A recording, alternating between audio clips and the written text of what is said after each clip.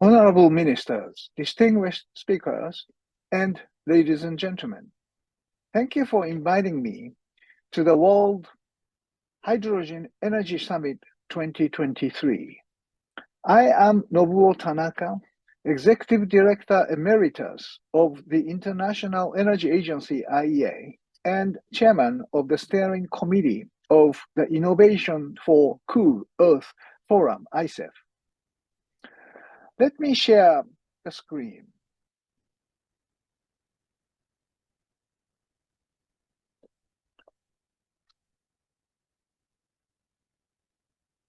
Fatih Birol, the Executive Director of the IEA, said that we are in the middle of the first global energy crisis.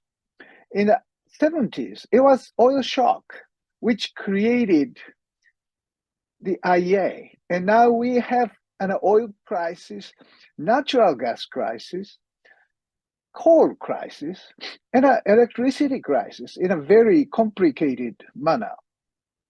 Oil prices are skyrocketing, and energy security is a priority for many governments, if not all. But the IEA surprised all of us 2 years ago by triggering the first IEA shock to oil and gas producers, saying that all the oil and gas groups must stop new investment into the project if net zero by 2050 should happen. Net zero by 2050 tells us if the world should achieve carbon neutral by 2050, the peak demand of oil could have happened already in 2019, and for natural gas, it would happen by the middle of 2020s. I suspect that President Putin of Russia may have decided to invade Ukraine before the peak demand of oil and gas would happen. Resulting energy war between Russia and Europe pushes many European nations away from Russian gas to more liquid natural gas and renewable and nuclear power. A coming climate shock would be much, much more profound, complicated, and disastrous than the global energy shock if we aren't well prepared. Nobody can stop this happening. There will be winners and losers. Russia seems to me the least prepared for this climate shock. Russia lost a status of energy superpower and faces Western sanction on technology, self-withdrawal of investment, expanding military expenditures, and increasing brain drain. They may hurt its ability to adapt. Europe may well be winner by accelerating the decarbonization for energy security. Hydrogen is the key tool together with renewable energy. Carbon border adjustment measures, CBAM, would force other non-European countries to share the burden of transformation. Dr. Fatih Birol said that United States Inflation Reduction Act is the single most important energy and climate action by any country since the Paris Accord in 2015. Supports for EVs, hydrogen infrastructure, and carbon capture and storage are enormous. The US will be a winner. Another major oil producer, such as Saudi Arabia, plans to generate green and blue hydrogen to avoid stranded acetization of its oil and natural gas. Canada, China, and India will aim at renewable superpower. IEA concerns clean tech supply chain concentration by limited number of countries. China is controlling the major parts of processing and production of barriers. The red part is this for EVs, solar cells, and electrolyzers. Can oil and gas company a winner? IEA proposes 5 key levers for oil and gas companies to keep our 1.5 degrees climate target alive. Hydrogen and CCS will play important role there. Fativilo says around 600 billion US dollar spending is required this decade to achieve the cut in oil and gas emission. This is only a fraction of the record windfall income in 2022. COP28 will be a moment of truth if the oil and gas industry wants to be taken seriously in the climate discussions. It has to clean up its act. IEA also concluded that it becomes crystal clear that this decade up to 2030 is critical. Another winner is a company like Apple, who plans to decarbonize its whole supply chain by 2030. More than 200 suppliers of Apple, including Sony, agreed to become renewable energy 100% by 2030 to continue to stay in the supply chain. Their target year is much earlier than government. The current green transformation is driven by the demand side, such as megatech firms, as well as automotive companies. This chart shows import dependency of oil and gas for countries. Blue segment means importer of both oil and gas. Japan and Korea are very vulnerable because of importing 100% of oil and gas for the future.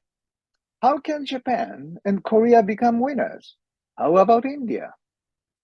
The ISEF think that what will make a difference in these multiple crises is the capacity to innovate.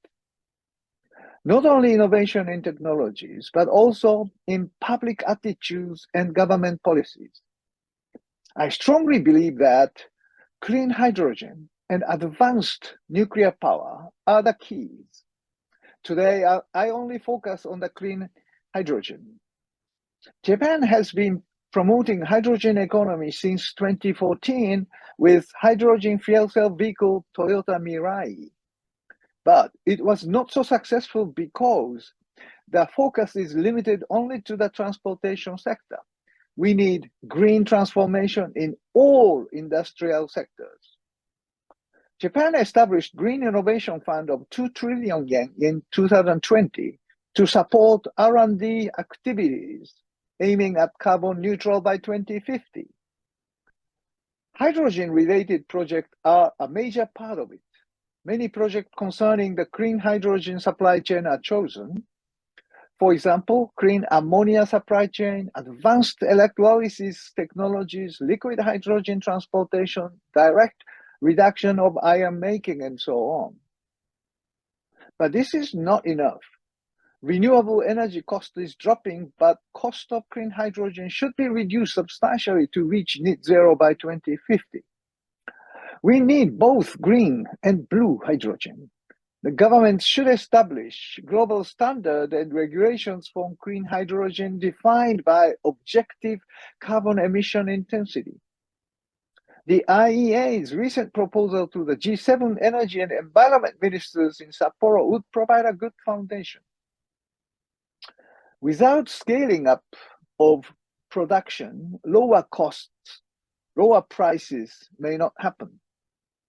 For that purpose, government should introduce measures for deployment. In fact, Japan will introduce carbon pricing by the hybrid of emission trading and carbon surcharge to utilities under the green transformation strategy. When I was executive director of the IEA, I announced that a golden age of natural gas is coming. Japan contributed to it by starting to import liquefied natural gas from Alaska 50 years ago. Among fossil fuels, natural gas is a winner, and yet IEA said that the golden age of natural gas is closing. But LNG continued to enjoy a golden age for some decades, but not forever, as peak fossil fuel demand is coming this decade. We now observe the boost of hydrogen projects after Russian invasion of Ukraine. The Inflation Reduction Act and rich tax credit for CCS is creating a blue hydrogen boom in the US. Japan introduced liquefied natural gas supply chain 50 years ago. Now Japan may lead establishing supply chain for clean hydrogen by 3 technologies of transportation and storage, namely liquefied hydrogen, MCH, and ammonia. A golden age of hydrogen is around the corner. Thanks to JERA's plan of co-firing clean ammonia in a coal thermal power plant, there are high expectations of rising demand for clean ammonia. Ammonia may play a leading role for establishing a hydrogen supply chain for Asian users and suppliers in the US, Australia, Chile, or the Middle East. Energy security paradigm will be very different in 2050.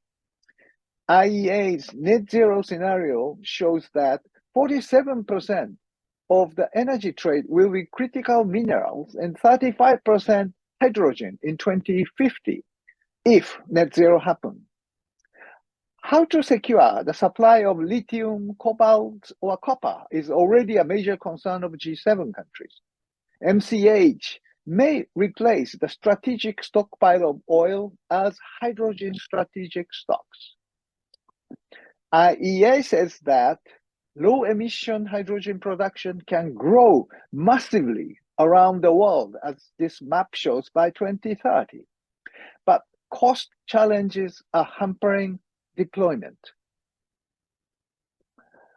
Green competitiveness is a key consideration for industrial strategies for many governments.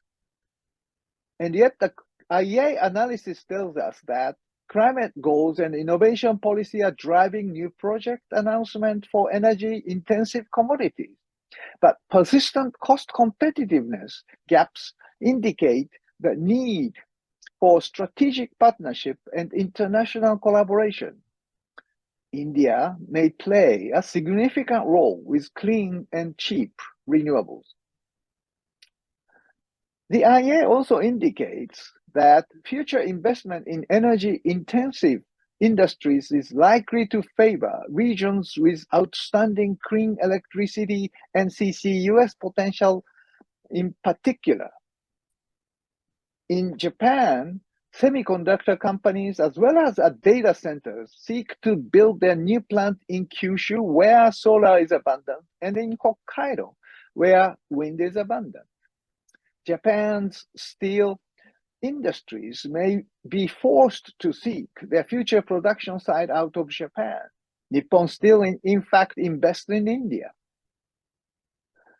Hydrogen can be transported most efficiently by pipeline if it is available.